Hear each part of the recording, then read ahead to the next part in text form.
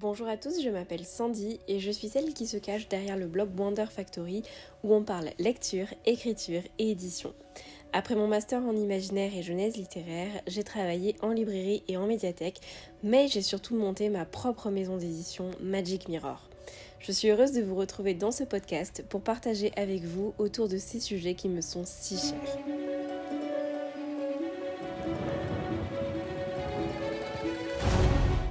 Chers lecteurs, chers auditeurs, bonjour et bienvenue dans ce 6e épisode qui est un peu spécial puisqu'aujourd'hui, pour la première fois, je reçois un invité dans le podcast et pas n'importe lequel puisqu'il s'agit de Marion, l'éditrice derrière la maison Plume Blanche. Alors on va parler de son métier, de sa posture d'éditrice et bien sûr de sa maison et des histoires qu'elle porte. Plume Blanche est une maison d'édition spécialisée dans les littératures de l'imaginaire, donc tout ce qui est science-fiction, fantasy, fantastique, qui est relativement jeune dans le paysage éditorial français puisqu'elle a été fondée en 2015. Marion, bonjour et bienvenue. Je suis vraiment heureuse de te rencontrer virtuellement à l'occasion de ce podcast. Est-ce que dans un premier temps, tu peux te présenter, s'il te plaît ? Eh bien, bonjour. Déjà, merci beaucoup de me recevoir. Ça me fait vraiment très, très plaisir de participer à ce podcast. Alors, donc, voilà, je suis la créatrice des éditions Plume Blanche, comme tu l'as très bien dit.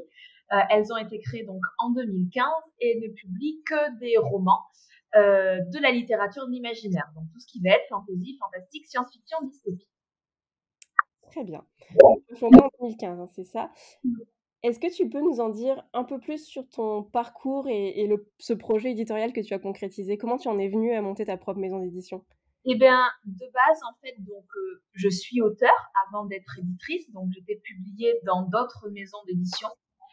Et au fur et à mesure de mes études, donc j'ai une formation en droit, puis je me suis rendu compte que c'était pas trop mon truc. Donc, je me suis réorientée. Je suis partie en parcours métier du livre. Voilà. D'accord.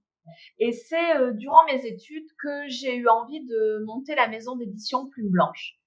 Et j'avais noué donc des contacts avec d'autres auteurs, notamment Léna Jomaé et Sandra Trinam. Et quand je leur ai parlé de ce projet, ils m'ont dit, écoute, si tu montes ta structure, nous, on te suit et on place nos textes chez toi. Et c'est comme ça que l'histoire a commencé. Ah, c'est super. Donc c'était un projet de longue date, quoi. Déjà pendant tes études, tu y pensais. Et bien, en fait, ça s'est monté entre le moment où j'ai commencé à y réfléchir et le moment où la structure s'est créée. Il y a eu 6-10 mois qui se sont passés. Et je l'ai monté en plein milieu de mes études. Donc, en fait, j'ai mené de front toutes mes études et la maison d'édition. Waouh, bravo. Du coup, Plume Blanche, c'est une maison qui, je trouve, est assez prolifique en termes de publication. Vous avez un rythme assez soutenu. Sur le site de la maison, on peut voir que vous êtes 4 dans l'équipe. Il y a toi, Anthony, Myosiris ou Myosiris, je ne sais pas comment ça se prononce.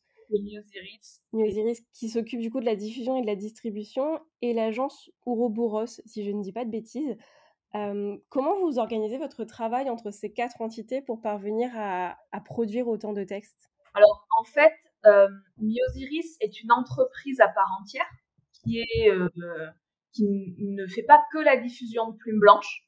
D'accord. Elle a aussi d'autres maisons d'édition, dont Black Ink. Et elle permet de la mise en vente des livres sur une partie de la région Nouvelle-Aquitaine, en fait. D'accord. Un petit peu.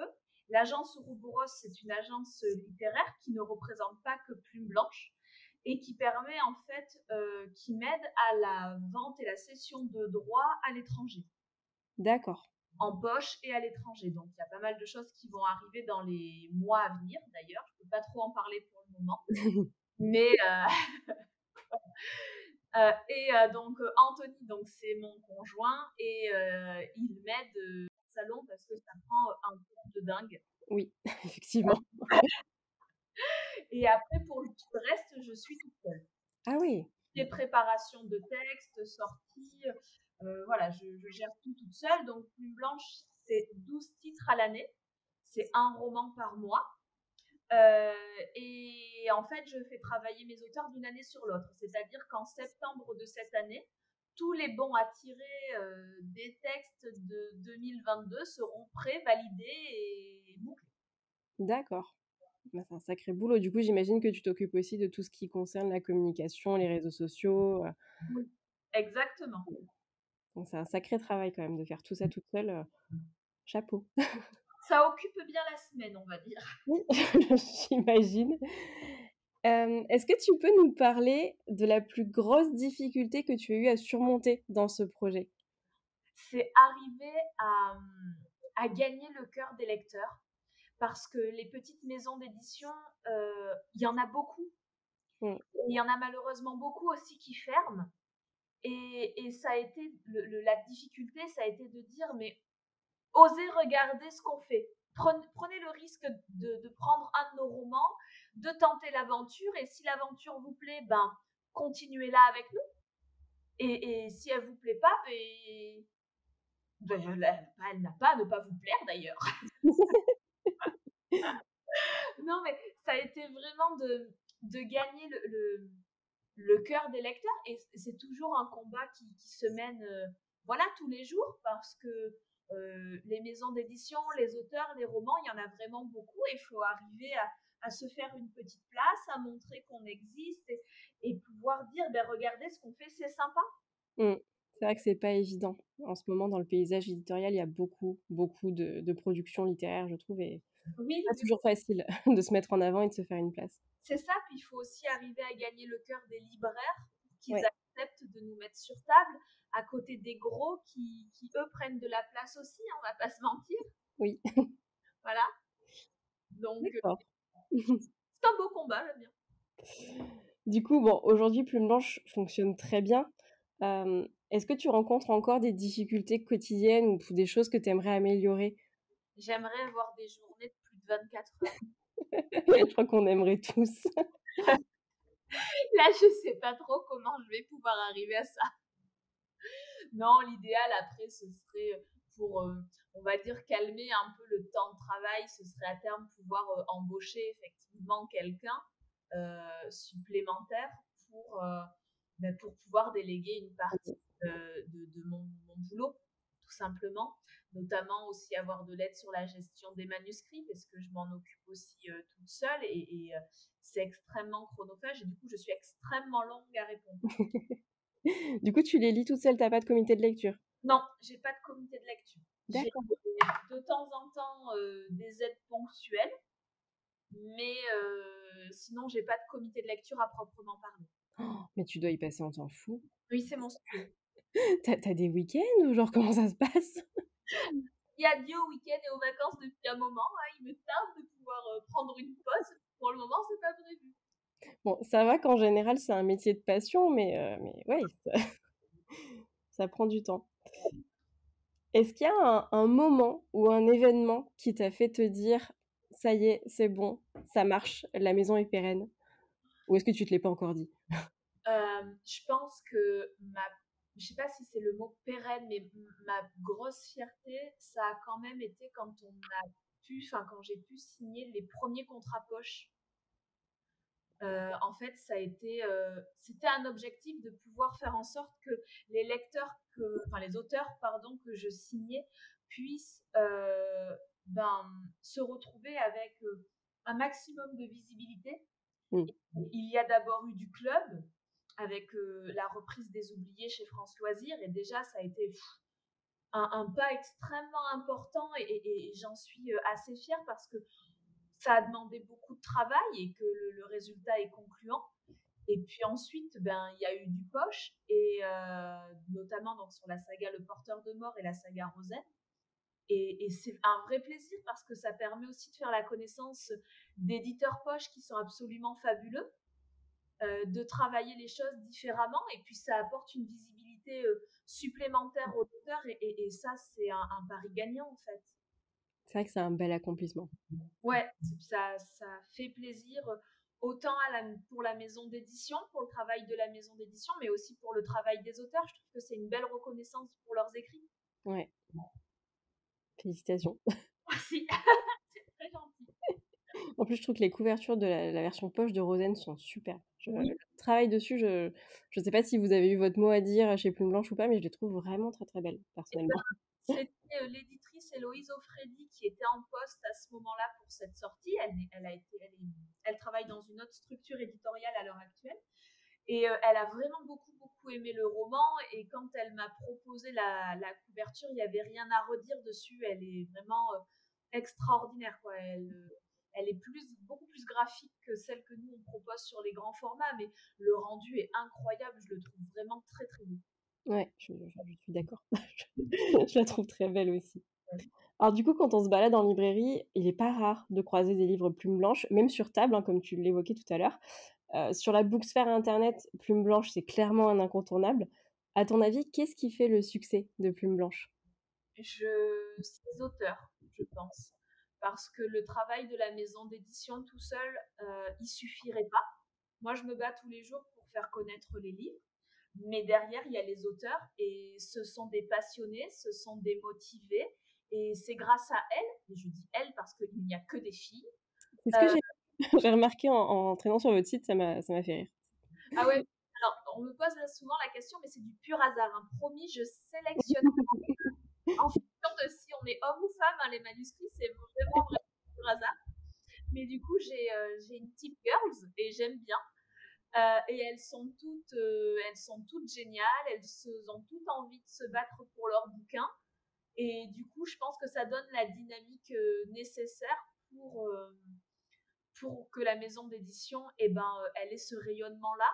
Il ne faut pas oublier non plus les nombreux lecteurs qui prennent le temps de faire des photos, des retours d'avis sur leur lecture Mm. et les repartagent toutes avec plaisir derrière. Et c'est vrai que ça permet de gagner en visibilité et ça permet de propulser certains romans.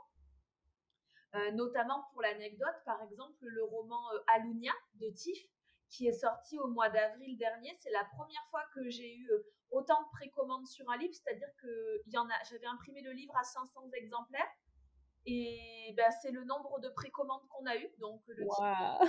et voilà, ça a été une grosse vague. Le tirage a été complètement écoulé avant la sortie du livre. Donc je me suis retrouvée avec une dizaine de jours de battement, le temps que l'imprimeur me réassorte le livre en fait. Et dans la foulée, suite à ce succès-là, 48 heures après la sortie officielle du livre, Audible, la filière audio d'Amazon, du coup, signait la série pour pouvoir le proposer en version audiobook. Waouh, c'est génial. Voilà, donc ça a eu vraiment, sur ce bouquin-là, ça a eu vraiment un effet boule de neige. Et ça, c'est notamment dû à la communauté de Tiff, qui est illustratrice quand même de base, et qui est là depuis un moment, qui fait du bon travail et qui est en plus extrêmement douée en communication. Ça marche bien. Et puis, les gens ont eu tout de suite des bons retours sur le livre. Donc, voilà, il y a eu vraiment un effet boule de neige qu'elle doit notamment à elle et à son super travail. Donc tu penses que les réseaux sociaux ont eu un effet aussi sur le succès de ce livre? Je pense. Ouais. Au même titre que je pense que le succès de Rosen en poche est également en partie dû aux réseaux sociaux, parce que les lecteurs ont beaucoup joué le jeu. Je vois passer énormément de photos sur ce livre-là. Et je pense que le lien de cause à effet, on ne peut pas le nier. Ouais. D'où l'importance quand on est sur les réseaux, sur Instagram ou qu'on tient un blog, de parler des livres qu'on aime bien. Vous voyez, ça peut aider et ça peut faire de belles histoires. Ah, mais exactement, je remercierai jamais assez les lecteurs qui prennent le temps de justement poser leur avis. Après, il y a des sites qui ont plus d'impact que d'autres, par exemple Amazon, Babelio. C'est voilà, si vraiment les lecteurs euh, un, ont le temps de nous consacrer 3-4 minutes après leur lecture, d'aller poser leur avis là-dessus. Il y a Livre Addict, il y a Booknode. Voilà, ça fait vraiment une différence. On s'en rend pas forcément compte à l'échelle 1, à son échelle de lecteur, mais mis bout à bout, ça a vraiment un impact important et extrêmement positif pour l'auteur et pour la maison d'édition. Ouais, c'est vrai. Du coup, petite question entre deux, si des lecteurs qui ne vous connaissent pas, bon ça m'étonnerait, mais au cas où, veulent acheter vos titres, vous êtes sur Amazon, mais vous avez aussi une boutique, de la maison d'édition, c'est ça, sur votre site? Exactement. On a la boutique de la maison d'édition qui a d'ailleurs du coup des livres de meilleure qualité que ceux sur Amazon en version papier parce que sur Amazon on travaille avec l'impression à la demande, c'est-à-dire que c'est Amazon qui imprime et envoie le livre au lecteur. D'accord. Donc la finition du livre est entre guillemets d'un peu moins belle qualité que quand on passe commande. ou sur notre boutique en ligne, ou sur les autres plateformes de vente en ligne comme la Fnac ou encore, et c'est le mieux, auprès du libraire. D'accord. Donc quand c'est chez vous, chez le libraire ou sur la Fnac, c'est du stock, enfin c'est de l'impression ferme, vous avez les stocks. C'est ça, tout part d'ici. Question bête, mais avec tous vos titres, comment vous faites pour stocker? Vous avez un hangar, un garage, quelque chose ou c'est chez vous? Moi, en fait, c'est les 2, parce que chez moi, on a construit, mon mari, hein, notamment, m'a construit des locaux, Plume Blanche, où on a les bureaux et où on a tout un espace de stockage, en fait. Oh la classe! On n'a pas tout à fait 100 mètres carrés de stockage, mais pas loin. C'est pas mal! Mais c'était nécessaire parce que c'était le labyrinthe dans notre garage. On devait monter sur les palettes. À un moment, c'était terrible, terrible, terrible. Donc, il fallait absolument trouver une solution parce que sinon, ça aurait freiné le développement de la maison d'édition. Oui. Donc, voilà, on a un stockage qui, pour l'instant, n'est pas encore tout à fait plein. Non, Voilà. je pose la question parce que pour le coup, nous on est en appartement et on stocke chez nous. Ça devient vite compliqué, quoi. Genre on a la bibliothèque envahie, on avait la deuxième chambre qui était complètement envahie à un moment donné et oui, c'est une vraie question le stockage. On n'y pense pas forcément, mais ça prend de la place les livres. Ça prend une place de dingue. Quand on habitait en appartement, on était sur Paris. Heureusement, ça n'a pas duré longtemps, mais c'est pareil, on stockait dans l'appartement, mais au milieu des cartons. Beh oui, c'est ça. Genre dans chaque placard de vêtements, il y a des cartons de livres de partout. Toute ma bibliothèque est envahie des livres Magic Mirror. Enfin, Ah ouais, non, mais je comprends. Je compatis c'est autre fortement d'ailleurs. Merci. Bon, du coup, tu l'évoquais tout à l'heure, en plus de tout ça, tu écris, tu es une auteure. Comment tu articules ta posture d'auteur et ton travail d'éditrice? Je me mets extrêmement en retrait parce que j'ai trop vu d'éditeurs qui étaient aussi auteurs et qui avaient leurs livres dans leur maison d'édition se mettre davantage en avant que leurs auteurs. Mmh. Et ça finissait par poser des soucis. Euh, et c'est pas ce que je veux. C'est pas ce que je veux pour Plume Blanche parce que je l'ai pas monté pour moi. Je l'ai pas monté dans le but de me publier. C'était vraiment pas l'idée. Parce que moi, j'ai envie d'être chez d'autres éditeurs qui vont croire dans mes livres autant que moi, je crois dans ceux des auteurs qui sont chez moi. Mmh. Et parce que voilà, j'ai envie de continuer à garder une bonne ambiance chez Plume Blanche comme c'est à l'heure actuelle, et je veux pas que ce genre de choses puisse y nuire. Du coup, ça, j'ai pas beaucoup de temps, hein, pour écrire. J'écris à la vitesse d'un escargot au pas de course, grosso modo. Euh, voilà, mais c'est pas très grave. J'ai des projets qui sont terminés, d'autres qui sont en cours. Il y a des maisons d'édition dans lesquelles j'ai très très envie de tenter ma chance, mais il faut que je me dépêche parce que les soumissions sont pas ouvertes pour très longtemps. Voilà, La pression. voilà. Il faut arriver à consolider, à fonctionner avec les deux. Euh, et, euh, et pour le moment, la priorité, c'est de boucler 2022. Il me reste allez, 3 gros textes à m'occuper et ce sera à peu près terminé. D'accord. Donc, je tiens le bon bout, mais il faut que je me dépêche quand même parce qu'il y a des choses qui se greffent. Par exemple, avec l'agence Ouroboros, on va participer là sur le mois de juin à 2 événements qui n'étaient pas prévus, qui se sont greffés, qui sont les rencontres franco-italiennes sur les sessions de droit. Donc, ça fait des rendez-vous supplémentaires, c'est pour défendre nos titres auprès des éditeurs italiens. Et on participe à la Foire internationale de Londres, qui a lieu digital cette année et qui va permettre, pareil, d'échanger avec des éditeurs du monde entier pour des sessions de droit. Oh, c'est des beaux projets. C'est des projets, mais du coup, qui se greffent sur un temps qui était déjà bon pour moi. Donc, voilà, c'est pour ça, si jamais quelqu'un a une solution pour allonger les journées, je prends.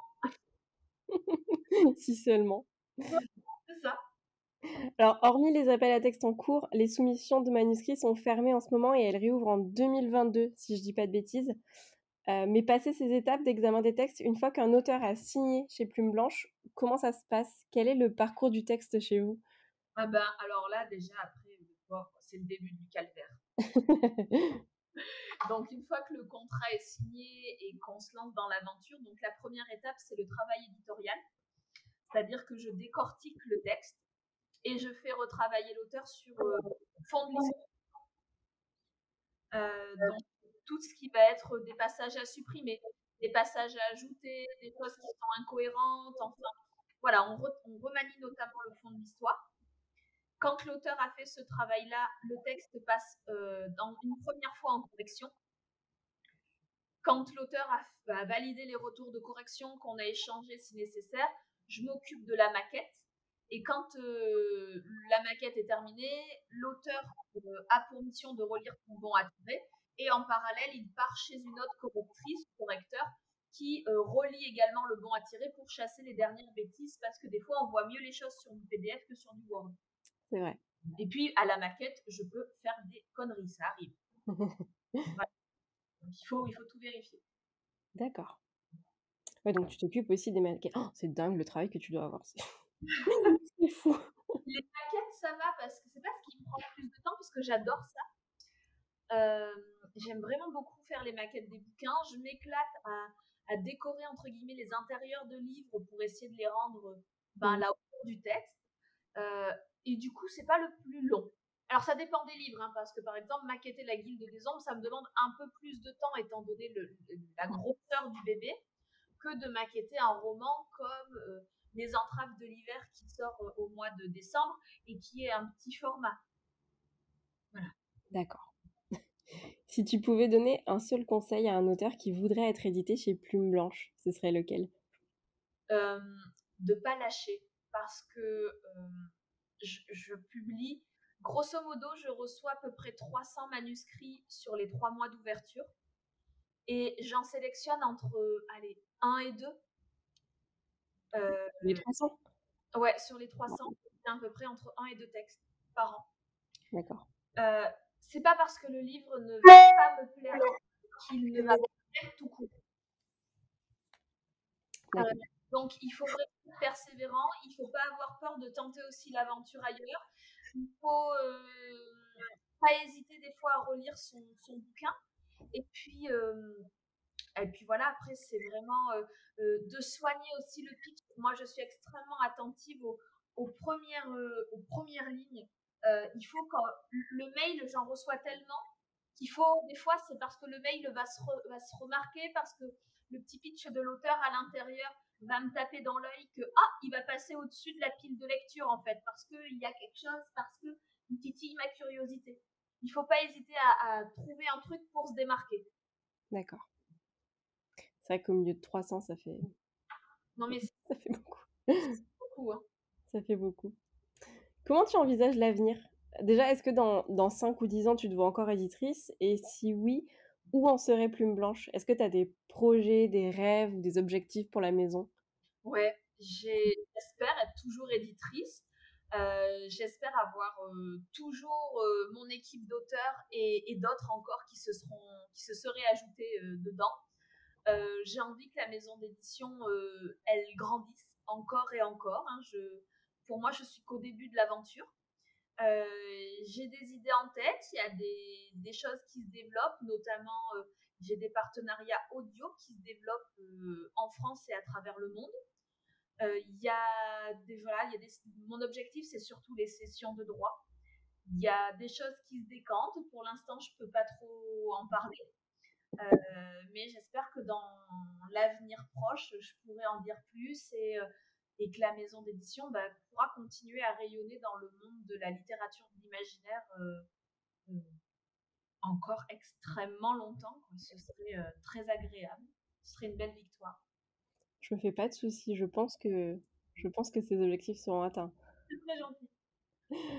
Bon, enfin, parce que j'aime bien terminer sur une note positive, c'est quoi ton plus beau souvenir lié à Plume Blanche? Mon plus beau souvenir, je crois que ça a été la foire du livre de Brive. La foire du livre de Brive, pour la petite histoire, c'est le deuxième salon le plus gros de France après Paris. D'accord. Donc, il a lieu au mois de novembre. Il accueille des dizaines de milliers de personnes sur le week-end et des grosses pointures en littérature. Et j'y vais depuis que j'ai une dizaine d'années, tous les ans. Et c'est toujours un salon qui m'a fait absolument rêver, que j'avais très envie de faire en tant qu'auteur, d'une part, ce qui s'est réalisé, puis surtout en tant qu'éditeur. Et j'en garde un super souvenir sur la première année où Plume Blanche s'est retrouvée de l'autre côté des stands et où j'étais là avec les auteurs et le salon a été incroyable parce que les lecteurs, ils nous connaissent pas forcément, mais c'est pas grave, ils sont prêts à découvrir. Et puis l'ambiance est fabuleuse et ça, c'est un salon qui donne du baume au cœur. Pour moi, il a un petit côté Madeleine de Proust, hein, et c'est vraiment un moment extrêmement agréable. Marion, c'était passionnant de t'écouter parler de ta maison. Merci infiniment d'avoir accepté cette invitation. C'est un réel plaisir d'échanger avec toi. Est-ce que tu veux dire un dernier mot aux auditeurs? Et ben que je remercie tous ceux qui tentent ou qui tenteront l'aventure Plume Blanche à la suite de ce petit podcast. Je te remercie aussi énormément d'avoir pris ce temps pour Plume Blanche. J'espère que le podcast aura beaucoup de visibilité. Et encore une fois, merci à tous ceux qui, grâce à qui on existe. Avec un grand plaisir. Au passage, je mettrai les liens vers votre boutique en ligne et tout ça dans la description s'il y a des gens qui sont intéressés pour aller voir ce qu'ils font. Ah, merci beaucoup. Votre site est très joli au passage. On vient de le refaire. Merci à tous de nous avoir écoutés jusque-là. J'espère que cet échange vous aura autant intéressé que moi. N'hésitez pas à réagir ici sur mon blog ou directement sur Instagram. On se retrouve dans 2 semaines pour le prochain épisode et en attendant, je vous souhaite de merveilleuses lectures, probablement chez Plume Blanche du coup. Voilà, merci beaucoup. À bientôt.